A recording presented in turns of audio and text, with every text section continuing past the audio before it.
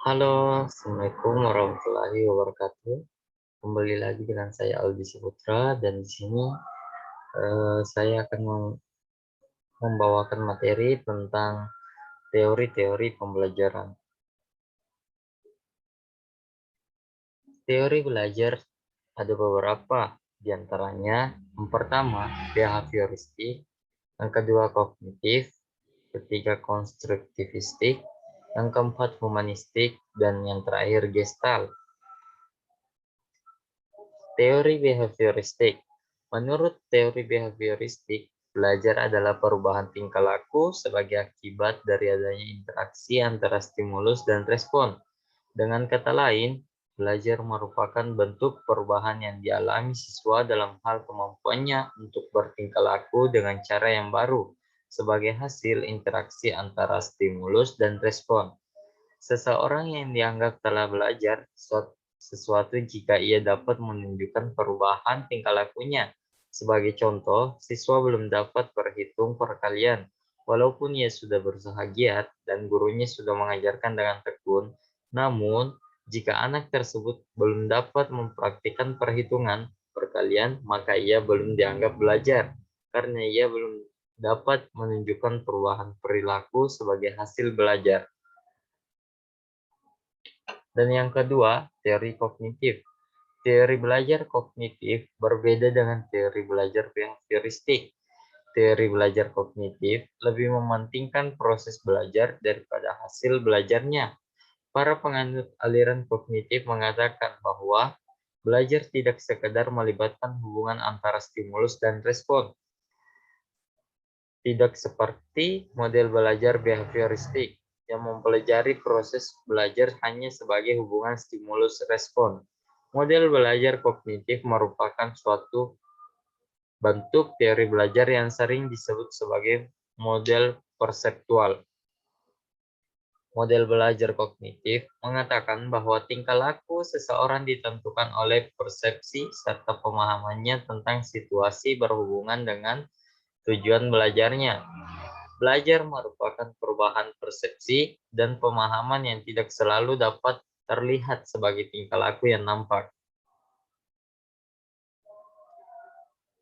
Adapun yang ketiga, teori konstruktivistik.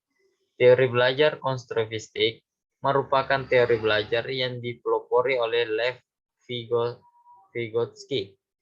Teori belajar konstruktivistik atau yang sering disebut sebagai teori belajar sosiokultur merupakan teori belajar yang titik tekan utamanya adalah pada bagaimana seseorang belajar dengan bantuan orang lain dalam suatu zona keterbatasan dirinya, yaitu zona proximal development atau biasa disingkat ZPD, atau zona perkembangan proksimal dan mediasi, di mana anak dalam perkembangannya membutuhkan orang lain untuk memahami sesuatu dan memecahkan masalah yang dihadapinya.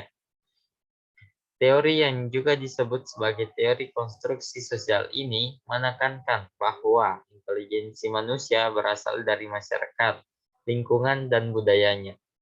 Teori ini juga menegaskan bahwa perolehan kognitif individu terjadi pertama kali melalui intervensi atau interaksi dengan lingkungan sosial. Interpersonal atau internalisasi terjadi dalam diri sendiri Dan yang keempat, teori humanistik. Menurut teori humanistik, proses belajar harus dimulai akan ditujukan untuk kepentingan memanusiakan manusia itu sendiri.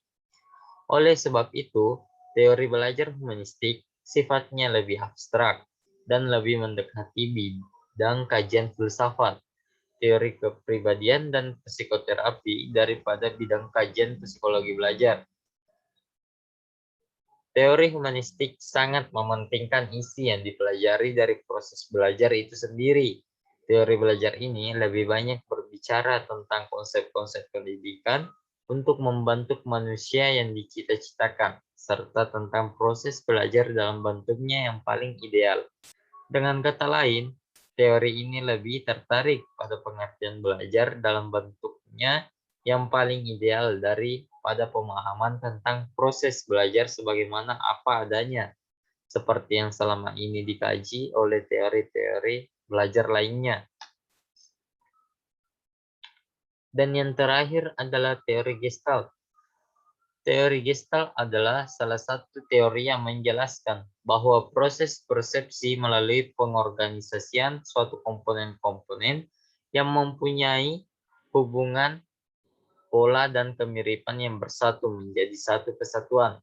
Teori Gestalt berposisi terhadap teori strukturalisme. Gestalt merupakan salah satu aliran psikologi yang mempelajari suatu gejala sebagai suatu keseluruhan atau totalitas. Data-data dalam psikologi Gestalt disebut sebagai fenomena atau gejala. Fenomena adalah data yang paling dasar dalam psikologi Gestalt. Dalam hal ini, psikologi Gestalt sependapat dengan filsafat fenomenologi yang mengatakan bahwa suatu pengalaman harus dilihat secara netral. Dalam suatu fenomena terdapat dua unsur, yaitu objek dan arti. Objek merupakan suatu yang dapat dideskripsikan setelah tertangkap oleh indera. Objek tersebut menjadi suatu informasi dan sekaligus kita telah memberikan arti pada objek itu. Terima kasih teman-teman telah mendengarkan atau menyimak materi dari saya. Assalamualaikum warahmatullahi wabarakatuh.